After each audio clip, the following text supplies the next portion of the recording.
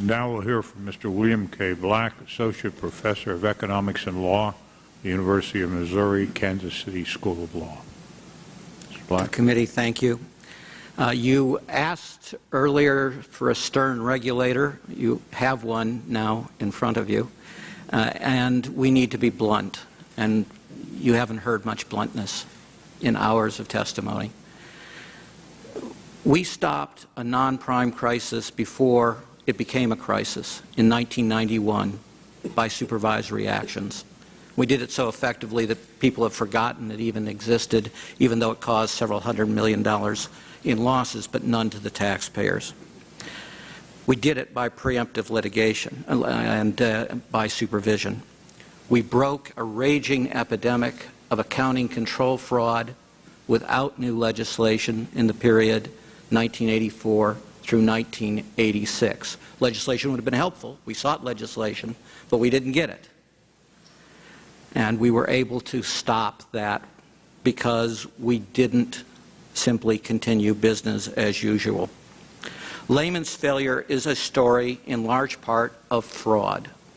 And it is fraud that begins at the absolute latest in 2001. And that is with their subprime and their liar's loan operation. Lehman was the leading purveyor of liar's loans in the world for most of this decade. Studies on liar's loans show incidence of fraud of 90%. Lehman sold this to the world with reps and warranties that there were no such frauds. If you want to know why we have a global crisis, in large part it is before you, but it hasn't been discussed today, amazingly. Financial institution leaders are not engaged in risk when they engage in liar's loans. Liar's loans will cause a failure. They lose money. The only way to make money is to deceive others by selling bad paper, and that will eventually lead to liability and failure as well. When people cheat, you cannot, as a regulator, continue business as usual. They go into a different category, and you must act completely differently as a regulator. When we've gotten and said sad excuses, the SEC, we're told there are only 24 people in their comprehensive program. Who decided how many people there would be in their comprehensive program? Who decided the staffing? The SEC did. To say that we only had 24 people is not to create an excuse, it's to give an admission of criminal negligence, except it's not criminal because you're a federal employee. In the context of the FDIC, Secretary Geithner testified today that this event pushed the financial system to the brink of collapse. But Chairman Bernanke testified we sent 2 people to be on site at Lehman. We sent 50 credit people to the largest savings and loan in America. It had $30 billion in assets. We had a whole lot less staff than the Fed does. We forced out the CEO. We replaced the CEO, and we did that not through regulation, but because of our leverage as creditors. Now, I ask you, who had more leverage as creditors in 2008? The Fed compared to the Federal Home Loan Bank of San Francisco 19 years earlier? Incomprehensible greater leverage in the Fed, and it simply was not used. And we've heard it. So let's start with the repos. We have known since Enron in 2001 that this is a common scam in which every major bank that was approached by Enron agreed to help them deceive creditors and investors by doing these kind of transactions.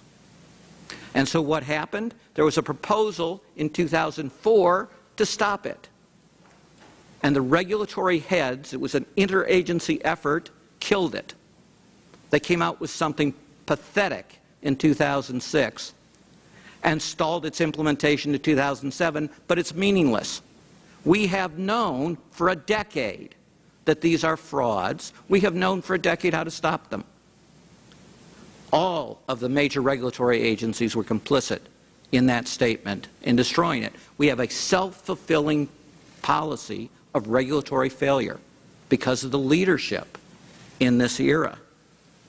We have the Fed, the Federal Reserve Bank of New York, finding that this is three-card Monte. Well, what would you do as a regulator if you knew that one of the largest enterprises in the world, when the nation is on the brink of collapse, economic collapse, is engaged in fraud, three-card Monte? Would you continue business as usual? That's what was done. Oh, they met a lot. They say that we only had a nuclear stick. Sounds pretty good stick to use if you're on the brink of collapse of the system. But that's not what the Fed has to do. The Fed is a central bank. Central banks for centuries have gotten rid of the heads of financial institutions. The Bank of England does it with a luncheon. The board of directors are invited. They don't say no. They are sat down. The head of the Bank of England says, "We have lost confidence in the CEO of your enterprise. We believe that Mr. Jones would be an effective replacement." And by 4 o'clock that day, Mr. Jones is running the place. And he has a mandate to clean up all the problems. Instead, every day that Lehman remained under its leadership, the exposure of the American people to loss grew by hundreds of millions of dollars on average. Aurora was pumping out up to $3 billion a month in liar's loans. Losses on those are running roughly 50% to 85 cents on the dollar. It is critical not to do business as usual, to change. We've also heard from Secretary Geithner and Chairman Bernanke, we couldn't deal with these lenders because we had no authority over them.